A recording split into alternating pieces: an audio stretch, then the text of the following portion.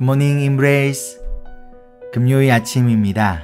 그리고 거룩한 남편으로서의 모습이 무엇인지 오늘 마지막으로 한 번 더 살펴보도록 할게요. 오늘 말씀도 베드로전서 3장 7절입니다. 남편된 여러분, 이와 같이 여러분도 아내가 여성으로서 자기보다 연약한 그릇임을 이해하고 함께 살아야 합니다. 그리고 생명의 은혜를 함께 상속받을 사람으로 알고 존중하십시오. 그리해야 여러분의 기도가 막히지 않을 것입니다. 아멘. 자, 우리 한번 복습해 볼까요? 첫 번째로, 거룩한 남편은 아내를 이해합니다. 둘째로, 거룩한 남편은 아내를 보호합니다. 오늘은 이거와 이어서 또 다른 두 가지 모습을 나누려고 합니다. 먼저 세 번째로, 거룩한 남편은 아내를 존중합니다. 우리 7절 말씀에 생명의 은혜를 함께 상속받을 사람으로 알고 존중하십시오 라고 말씀하고 있어요. 당시 로마 시대의 여성의 신분은요, 사회 속에서 세컨드 클래스였습니다. 즉 남성보다 낮은 위치에 있는 존재가 바로 여성이었어요. 그러한 문화적 상황 속에서 지금 아내를 남편과 함께 상속받을 사람으로 알고 존중하라라는 것은요, 굉장히 파격적인 말씀이에요. 영어로 보면 이 존중하라라는 뜻이 showing honor라고 말하고 있는데요. 이 honor라는 단어가 성경에서 어떤 때 사용되었냐면 왕을 존중하거나 또는 하나님을 존중할 때 사용되어졌어요. 지금 이렇게 남편에게 아내를 존중하라는 거예요. 그런데 그 이유가 무엇인가요? 아내가 남편보다 높은 존재이기 때문인가요? 바로 아내가 남편과 함께 생명의 은혜를 상속받을 사람이기 때문이에요. 자, 그렇다면 여기서 말하는 생명의 은혜가 과연 무엇일까요? 은혜로 받은 생명. 여러분, 그것이 무엇입니까? 구원입니다. 그렇다면 아내가 남편과 함께 이 은혜의 구원을 상속받은 사람이라는 것은 어떠한 의미인가요? 남편이나 아내나 모두 하나님의 은혜로 구원을 받았다는 거예요. 즉 하나님 앞에 동등한 존재라는 거예요. 내 아내도 나와 똑같이 하나님의 사랑과 은혜로 구원을 상속받은 자라는 것이죠. 남편 여러분, 여러분의 아내는요, 여러분과 동일하게 하나님으로부터 구원을 상속받은 하나님의 선택받은 자녀입니다. 예수님의 피값으로 구원받은 하나님의 자녀예요. 그렇기 때문에 우리가 함부로 대할 존재가 아니라 존중해야 할 존재라는 것이죠. 그런데 누구 때문인가요? 바로 하나님 때문이에요. 내가 만약 우리 자녀들 앞에서 내 아내를 존중하지 않는 말투나 행동을 보이면 자녀들도 엄마를 존중하지 않습니다. 내가 만약 다른 사람들 앞에서 내 아내를 깎아내리거나 무시한다면 다른 사람들도 마찬가지로 여러분의 아내를 무시하거나 함부로 대해도 되는 그러한 존재로 여길 수 있습니다. 남편 여러분, 여러분의 아내를 누구보다도 존중해 주세요. 여러분의 아내는 하나님의 상속자이자 하나님의 딸입니다. 그러니 여러분의 아내를 존중해 주세요. 그것이 바로 거룩한 남편의 모습입니다.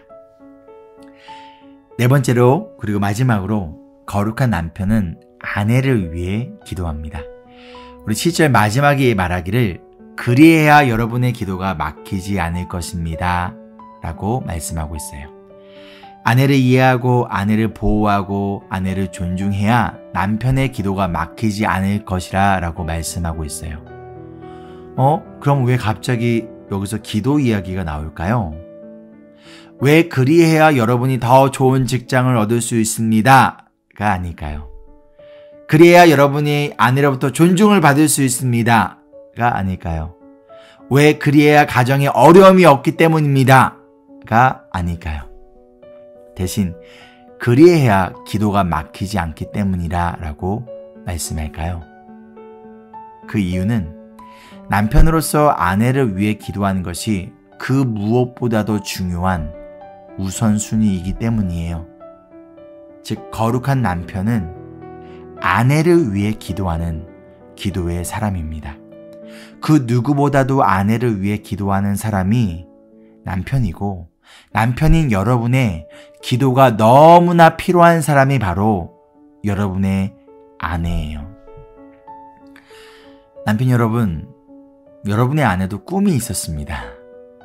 그런데 결혼을 하고 나서 어느 순간 그냥 누구의 아내, 누구의 엄마로 불려지기 시작해요.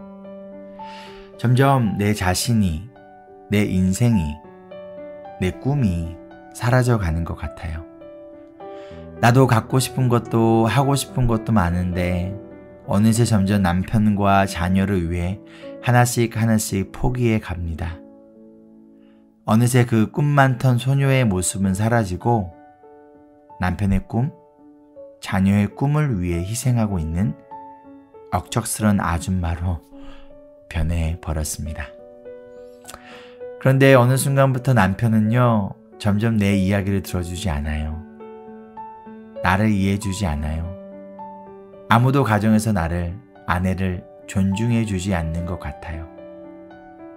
그런 가운데 세상 속에서 너무나 많은 유혹들이 있어요. 남편에게 순종하지 말고 너가 원하는 대로 살아가라는 유혹. 내면의 아름다움이 아니라 외면의 아름다움을 위해 살아가라는 유혹. 더 이상 남편과 자식을 위해 희생하지 말고 너 자신을 위해 살아가라는 유혹. 그런 여러분의 아내를 위해 누가 기도해 줘야 합니까? 여러분의 아내를 지금 누구에게 맡기고 있습니까? 그 누구보다도 남편의 기도가 필요한 사람이 바로 여러분의 아내입니다. 그 누구보다도 지금 여러분의 아내를 위해 눈물로 기도해 줘야 할 사람이 목사인 제가 아니라 바로 남편인 여러분이에요. 아내의 손을 잡고 기도하세요. 집을 나서기 전 아내를 위해 잠시라도 기도해 주세요. 직장에서 일을 하다가도 아내가 오늘 하루도 거룩한 아내로 그리스도인으로 살아갈 수 있도록 여러분 기도해 주세요. 잠자기 전 아내의 이야기를 들어주고 이해해주고 공감해 주세요. 그리고 아내의 그 지친 마음이 회복되어지도록, 그리고 아내의 영혼을 위하여 여러분 기도해 주세요.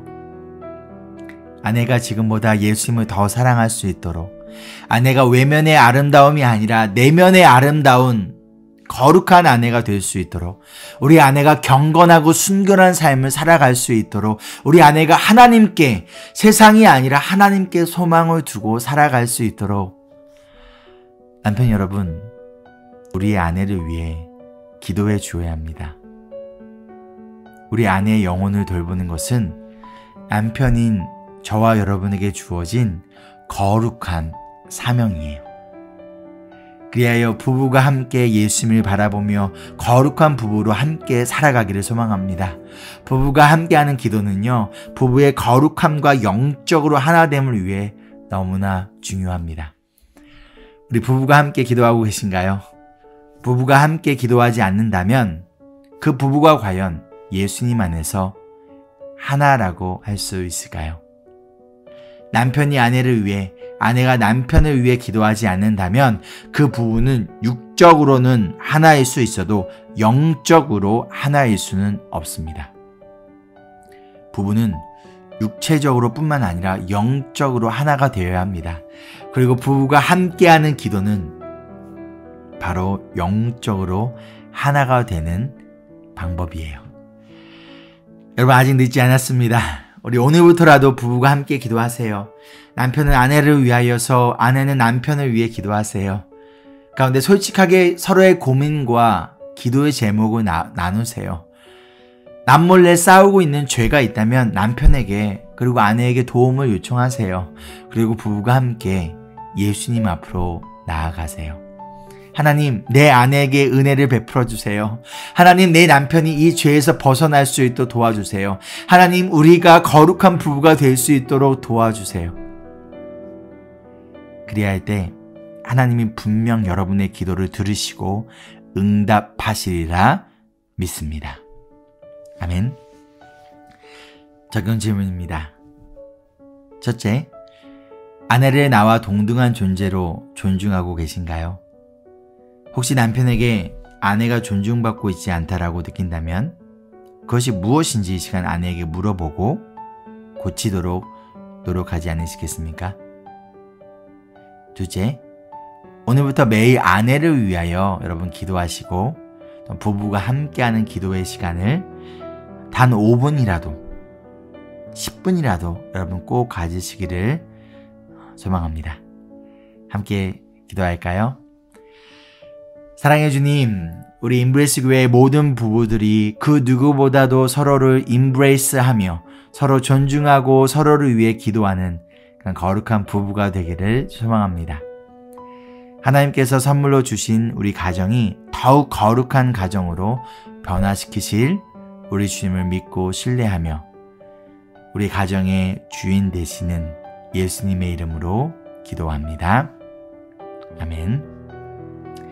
Embrace Jesus, embrace people.